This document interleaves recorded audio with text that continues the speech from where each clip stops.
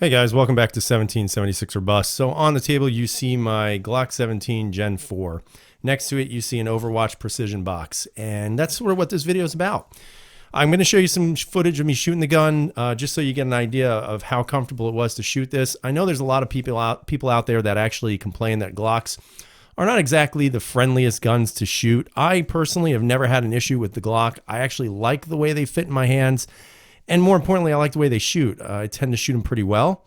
Not expert well, but decent well. And in regards to this gun, when I bought it used, and we will safety check it for everybody, but when I bought it used, it came standard with just about every basic Glock feature you could find. The trigger was the same. The night sights actually were the only upgrade that was done before I actually got the gun. These are Glock night sights. There's a little bit of rubbing marks probably from being holstered and unholstered, but other than that, the gun came in basically flawless condition. With that being said, because I'm kind of on this new flat face trigger kick from every gun that I really enjoy shooting, from the APX triggers on my Glock, on my Smith & Wesson M&P 2.0, and of course on my PPQ, to my HB Industries on my P10, and now to the Overwatch Precision trigger for the Glock 17. Now, this is not a spring kit or anything. This is just basically the trigger attached to the trigger bar, or I should say the trigger shoe attached to the trigger bar. So it's a very simple install. There's nothing here that would require a lot of tooling, a lot of gunsmithing. I mean, it is very bare bones, basic aptitude in regards to how to change this out. Again, because it's a Glock, it's fairly simple. 1, 2, and 3, pop those pins out. You can then remove the block and, of course, the sear housing in the rear, and just remove your original trigger bar and the trigger shoe, and reattach the new one to the spring, and you're pretty much done. That's all it took.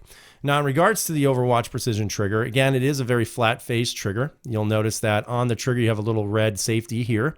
And one of the interesting things that I found about is that the actual safety lever on this is pretty small. You know, most of the flat face triggers, it actually comes up a little bit higher, so they're a little bit more protruded than this.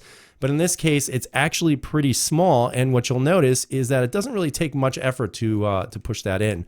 And I kind of like that. Now, Overwatch Precision says that this trigger will reduce the uptake, or I should say the pull, or I should say the take up, which I guess would be a better term, on the initial trigger pull, which I will tell you it does. Other than that, there's really nothing else to this. It's just the trigger, or I should say the shoe, and the trigger bar. With that being said, the only thing I put in here was an Apex connector. And did it really do anything to the trigger? I don't really think so, guys. So what I'm going to do is I'm actually going to test the weight on this, and we'll see. Usually a stock trigger on a Glock is about 5.5 pounds, or around that. Sometimes it can be about 6. But let's see what this comes in as. So this is reading on the initial 4 pounds, 11 ounces. And we'll try it one more time. So we'll get the best of 2. And 5 pounds, 0.1 ounces. So roughly, you know, I'd say probably about a 5-pound trigger pull. And that's really what it feels like. It feels like a broken in Glock trigger. That's pretty much what it feels like. And there's your uptake. You get a little bit of squish right after that, but it's not much. It's hard to really register on camera, but there is a little movement right about there, and then it breaks. And the break is very nice. The reset is pretty nice, very tactile. Doesn't push your hand very forward or your finger forward that much, but it's a really nice, soft feeling trigger, and that's one of the things I like. Again, I chose the tack trigger because of the fact that it has a little bit of a lip at the bottom, and I actually like that for just kind of a reference point where I put my finger. You know, I really am becoming a huge fan of these flat face triggers. I think Apex does a great job, and I now obviously think HB Industries, and of course now Overwatch Precision. To me, these are an excellent way to become a better shooter. I know some people may disagree with that. I do have some triggers that are very curved. But I am finding that I feel a little bit more comfortable shooting these guns when they have a flatter trigger. I just feel as if the trigger pull is more obviously straighter back, and it just feels like the comfort of my finger is a lot better than on a curved trigger. With that being said, does that mean every trigger that I own is going to have these types of triggers? Probably not. For example, my CZs that aren't Omegas, they won't have this trigger because, well, they just don't have them right now. Would I be maybe against putting them on there? Maybe, maybe not. It depends. You know, it'd be hard to see a flat face trigger on a PO1 because it is such a nice, in my opinion, iconic handgun from CZ, but I wouldn't rule it out because I think it does do it justice when you're shooting the gun.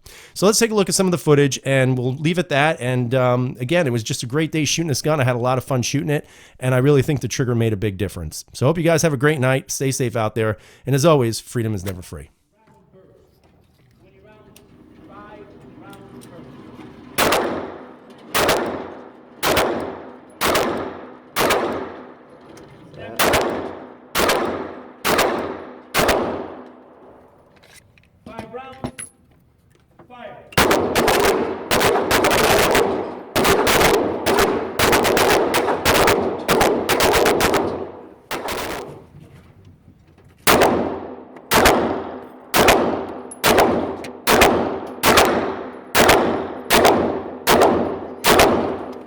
Just has to be like this. A little wide. Now you shoot, now you're in the middle, and now you're going to go into my brother the way you're supposed to.